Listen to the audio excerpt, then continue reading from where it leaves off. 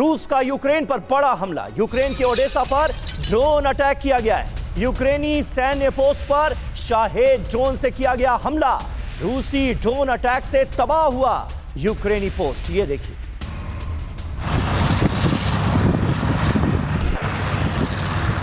बड़ी खबर ये ज़ायपरिसिया से है। ज़ायपरिसिया में रूस ने किया है बहुत बड़ा हमला। रूसी तोपखाने ने बरसाए हैं बम। यूक्रेनी सैन्य ठिकानों को निशाना बनाया गया है। ये देखिए आप, तस्वीर आपको हम दिखा रहे हैं।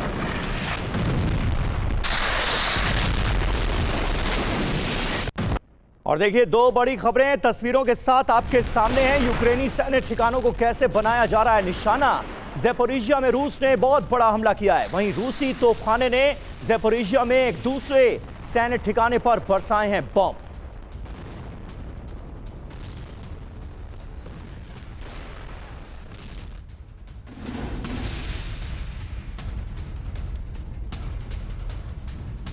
और देखिए, हमारी अगली खबर ज़ैपोरिजिया से ही है।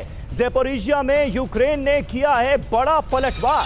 रूसी पैदल सेना पर किया गया हमला। हमले में कई रूसी सैनिक मारे गए हैं। यूक्रेन की तरफ से यह दावा किया गया है कि इस हमले में कई रूसी सैनिकों को ढेर कर दिया गया है।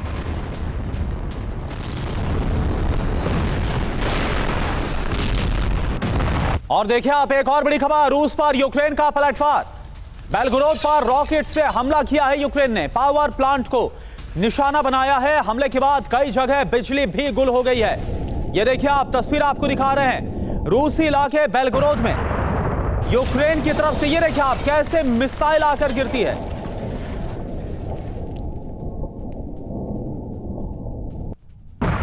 और वहीं रूस के नोवोरोसिस्क में ड्रोन अटैक की खबर आ रही है। रिहायशी इलाकों को यहां पर किया गया है टारगेट। बड़ा नुकसान हुआ है। रूस के नोवोरोसिस्क में यूक्रेन की तरफ से ड्रोन अटैक किया गया है, जिसमें रिहायशी इमारतों को निशाने पर लिया गया। रिहायशी इलाकों को टारगेट किया गया। तस्वीरें आपके सामने। इस हमले के बाद पूरे इलाके में दहशत फैली हुई।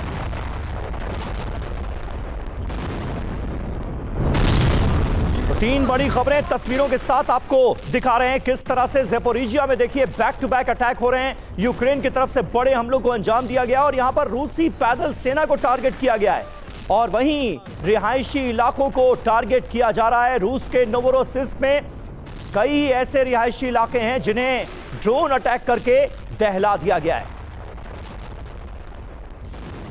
और एक और बड़ी खबर, रूस के लेनिनग्राद से, जहां पर यूक्रेन ने किया है हमला। रिहायशी इलाकों को निशाना बनाया गया है। जवाब में रूस ने भी पलटवार किया है, भीषण पलटवार।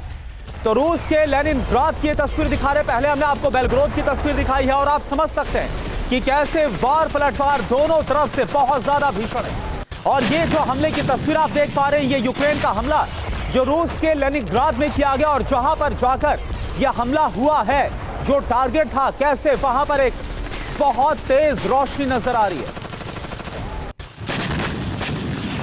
और देखिए, अहम खबर है, यूक्रेन के सूमी में रूस का विध्वंसक हमला हुआ है। यूक्रेनी सैन्य पोस्ट पर जबरदस्त बमबारी की गई। सूमी के एक इलाके पर रूस ने कब्जे का भी दावा कर दिया है। ये देखिए, उसी इलाके की तस्वीरें आपको दिखा रहे हैं। यूक्रेनी सैन्य पोस्ट पर कैसे जबरदस्त बमबारी की गई है। और सूमी के इस इलाके पर इस हमले के बाद रूस ने कब्जे का कर दिया है दावा। और देखिए, एक बहुत बड़ी खबर, वॉर जोन में यूक्रेन ने किया है बहुत ही ज्यादा भीषण हमला। तस्वीर भी आपको दिखाते हैं इस हमले की। ये देखिए आप, रूसी सेना को कैसे निशाना बनाया गया। यूक्रेन का दावा, हमले में कई रूसी जवान मारे गए हैं, कई रूसी जवान ढेर हुए। और ये उसी हमले की तस्वीर सबसे पहले TV9 भारतवर्ष पर आप देख पा रहे हैं। तो देखिए, लगातार 2 दिन से रूस यूक्रेन के ऊर्जा ठिकानों को कर रहा है टारगेट। पुतिन का ऑपरेशन कोल्ड है ये। बड़ी बात क्या है, रूस ने सर्दियों में यूक्रेन पर हमले और ज्यादा तेज कर दिए। आप देखिए, बैक टू बैक अटैक्स हो रहे हैं।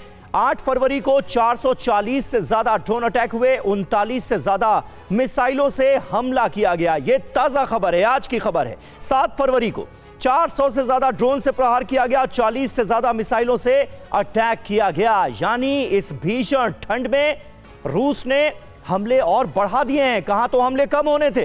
टारगेट देखिए क्या क्या है, ऊर्जा ठिकाने, गैस स्टेशन, बिजली स्टेशन, यानी एनर्जी इंफ्रास्ट्रक्चर को लगातार निशाना बना रहा है रूस। असर देखिए क्या हुआ है, घरों के हीटिंग सिस्टम ठप हो गए, पानी की सप्लाई बंद हो गई, लोग ठंड में ठिठुरने को मजबूर हैं। यूक्रेन के अंदर जिस तरह से पुतिन की सेना लगातार ताबड़तोड़ अटैक्स कर रही है, लेफ्टिनेंट जनरल नितिन कोहली, किस तरह से आप देख रहे हैं रूस की इस स्ट्रैटेजी को? कहां तो यह उम्मीद जताई जा रही थी कि भयंकर ठंड में हमले कम किए जाएंगे, लेकिन अभी तो बहुत ही अमानवीय तरीके से एनर्जी इंफ्रास्ट्रक्चर को टारगेट किया जा रहा है और आम लोग इस ठंड में तड़पने के लिए मजबूर हैं। देखिए 4 साल से युद्ध चल रहा है और कई इनके डिप्लोमेटिक राउंड हो चुके हैं और उसका कोई नतीजा निकल नहीं रहा है। ये स्ट्रेटजी जो रशिया अपना रहा है बड़ी सोची समझी स्ट्रेटजी है जी। एनर्जी के इंफ्रास्ट्रक्चर को टारगेट किया जा रहा है। एनर्जी आपको चाहिए अपनी इंडस्ट्री के लिए, डिफेंस की इंडस्ट्री के लिए, इकोनॉमी के लिए, प्लस बिजली के लिए जो बेसिक चीज़ है इंक्लूडिंग इंटरनेट। तो उससे सिर्फ ये नहीं कि इकोनॉमी पे फ़र्क पड़ेगा, डिफेंस के इक्विपमेंट बनाने की उस पर फ़र्क पड़ेगा और लोगों का मोराल उससे डाउन होगा। सिविलियन जो लोग वहाँ पे रह रहे हैं, देखिए इतने लंबे युद्ध के अंदर जीतता वो है जिसके अंदर स्टैमिना ज़्यादा होता है। स्टैमिना मतलब जो लंबे समय तक युद्ध की मशीनरी को मेंटेन कर सकता है, जो कि यूक्रेन का नहीं है। इनकी अगर आप देखें एनर्जी स्ट्रक्चर तो एक हो रहा है, अगर आप देखें कि जो सीमा पर जो हो रहा है जहाँ पर दोनों सेनाएं खड़ी हुई हैं डॉनबास के अंदर, इनके पास लॉजिस्टिक सप्लाई की कमी है। कल इनके एक टेक्निकल कमांडर का स्टेटमेंट था कि हम बर्फ़ खाकर गुजारा कर रहे हैं, कि वो बर्फ़ को पिघलाने के लिए पानी बनाना बड़ा मुश्किल है उनके लिए, कि एनर्जी नहीं है उनके पास में। उनके पास जो एयर डिफेंस एमुनिशन है उसकी कमी है, उसकी वजह से जो उनके ड्रोन आते हैं उनको रोक नहीं पाते, चूँकि वो मिसाइल उनके नहीं चलते या एमुनिशन नहीं चलता एडी का, एयर डिफेंस का, तो उतने ज़्यादा हमले इन पर होते हैं। साहब, ये तो आपने जिक्र किया सैनिकों को क्या तकलीफें हो रही हैं, उनके सामने किस तरह के चैलेंजेस हैं, लेकिन आम लोगों को इतना दर्द क्यों दिया जा रहा है? ये तो बहुत अमानवीय है ना कि -15, -17 डिग्री की कड़ाके की सर्दी में इस तरह के हालात पैदा करो दो कि घरों के अंदर के हीटिंग सिस्टम ही ना चल पाए। ऐसे तो लोग बेमौत मर जाएंगे। देखिए ये लड़ाई नेशंस की लड़ाई होती है, पूरा राष्ट्र लड़ाई लड़ता है, सिर्फ फौजी लड़ाई नहीं लड़ते।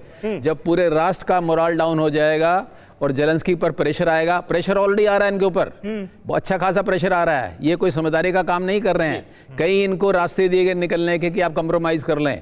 डॉनबास का 85-90% एरिया रशिया ले चुका है और बाकी भी फोर्स से ले लेगा, लेकिन ये अपनी जिद पर अड़े हुए हैं, जिसकी वजह से नितिन कोहली सर, और ऐसे में तो ये भी आसार नजर समझ में नहीं आ रहे, क्योंकि अभी तक तो डोनाल्ड ट्रंप भी उस तरफ इंटरेस्ट दिखा रहे थे, लेकिन अब उनका जो रुख है वो ईरान की तरफ ज्यादा मुड़ा हुआ है, लैटिन अमेरिकी देशों की तरफ ज्यादा मुड़ा हुआ है। ऐसे में क्या होने वाले, इस पर बात करेंगे। हमारे साथ हमारे और भी खास मेहमानों का रुख करेंगे, लेकिन एक और बड़ी खबर, रूस पर यूक्रेन का बारूदी प्रहार, थर्मल पावर प्लांट पर हमला किया गया। यूक्रेनी हमले में धुआं हो गया प्लांट। यूक्रेनी हमले से बेलग्रोद में ब्लैकआउट हो गया। ये देखिए आप, तस्वीर आपके सामने।